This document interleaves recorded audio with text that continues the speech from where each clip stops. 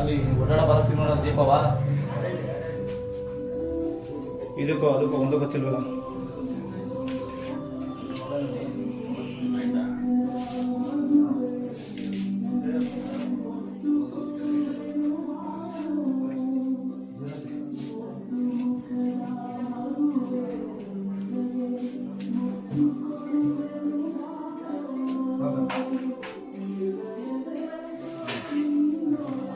ಆಯ್ತಾ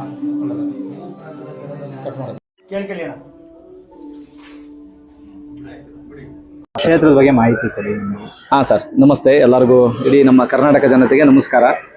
ಹೊರಗಡೆ ರಾಜ್ಯದಿಂದಲೂ ಬರ್ತಿದ್ದಾರೆ, ಅವರಿಗೆಲ್ಲರಿಗೂ ಧನ್ಯವಾದಗಳು. ಹಾಸನದಲ್ಲಿ ಸರ್ ಇರೋದು ತೇಜೂರು ಕೆಂಚರಾಯ ಸ್ವಾಮಿ ದೇವಸ್ಥಾನ. ಹಾಸನ ಬಸ್ ಸ್ಟ್ಯಾಂಡಿನಿಂದ 5 ಕಿಲೋಮೀಟರ್ ತೇಜೂರು ಕೆಂಚರಾಯ ಅಂತ. ಶನಿವಾರ ಮತ್ತು ಬುಧವಾರ ಪೂಜೆ ಇರುತ್ತೆ. ಬೆಳಗ್ಗೆ 7 ಗಂಟೆಯಿಂದ ಸಂಜೆ 7 ಗಂಟೆ ತನಕ ಹೂವು ಪ್ರಸಾದ ಕೇಳೋದಿರುತ್ತೆ.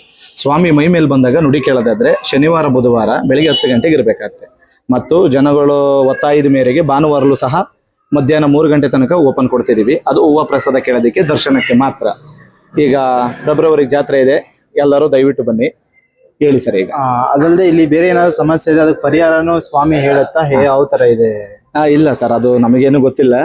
ಇಲ್ಲಿ ಬಂದ ಜನಗಳನ್ನೇ ಕೇಳಿ. ಪ್ರತಿಯೊಬ್ಬರು ನಾವೇನು ಅವ್ರು ಏನು ಬಂದಿದ್ದಾರೆ ಏನು ಅಂತ ನಾವೇನು ವಿಚಾರಿಸೋದಿಲ್ಲ. ಅವೆಲ್ಲನು ಭಗವಂತನೇ ಭಕ್ತರ ಕೈಲಿ ಮಾತಾಡೋಂತ ಸಂಬಂಧ ಇಲ್ಲಿರೋದು. ಅಂದ್ರೆ ಭಗವಂತನೇ ಸೀದವಾಗಿ ಭಕ್ತರ ಕೈಲಿ ಮಾತಾಡೋಂತ ಸನ್ನಿಧಾನ ಇದು. ಯಾರು ಏನಕ್ಕೆ ಬಂದಿದ್ದಾರೆ ಏನು ಅಂತ ನಾವೇನು ಕೇಳಕ್ ಹೋಗೋದಿಲ್ಲ. ಅದನ್ನ ಅವರೇ ಕರೆದು ಅವ್ರವರಲ್ಲೇ ಭಗವಂತ ಏನು ಅಪ್ಪಣೆ ಕೊಡಬೇಕು ಅನ್ನೋದನ್ನ, ಯಾವುದೇ ಒಂದು ಹೆಣ್ಮಕ್ಳಾಗ್ಲಿ ಯಾರೇ ಒಂದು ಗಂಡು ಮಗನೇ ಆಗಲಿ ಇರಲಿ, ಯಾರೇ ಕಷ್ಟದಲ್ಲಿ ಬಂದಿರೋಂಥ ನೊಂದು ಬಂದಿರೋಂಥ ಜೀವಗಳಿಗೆ ಯಾರೇ ಒಂದು ಸ್ವಾಮಿ ಮುಂದೆ ಕೂತ್ಕೊಂಡ್ರೆ ಆ ಸ್ವಾಮಿ ಮುಂದೆನೇ ಅವರಲ್ಲಿ ಆಟೋಮೆಟಿಕ್ ಆಗಿ ಅವರೇ ಹೇಳಕ್ ಸ್ಟಾರ್ಟ್ ಆಗ್ತಾರೆ. ಅಂದ್ರೆ ಅಂತ ವೈಬ್ರೇಷನ್ ಇರುತ್ತೆ ಸ್ವಾಮಿ ಎದುರಿಗೆ. ಕಣ್ಣಲ್ಲಿ ಕಣ್ಣಿಟ್ಟು ನೋಡಿದ್ರೆ ಸಾಕು. ಪ್ರಶ್ನೆ ಅವರಾಗೇನೆ, ಅವರ ತನ್ನಲ್ಲಿರೋ ನೋವುಗಳೆಲ್ಲನೂ ಸ್ವಾಮಿ ಮುಂದೆ ಅವರೇ ಹೇಳ್ಕೊಳ ಅಂತ ಎದುರುಗಡೆ ಕೂರಿಸ್ಬಿಡ್ತೀವಿ ನಾವೇನೆ, ಹೇಳಿ ಕೇಳಿ ಅಂತ. ಧನ್ಯವಾದ.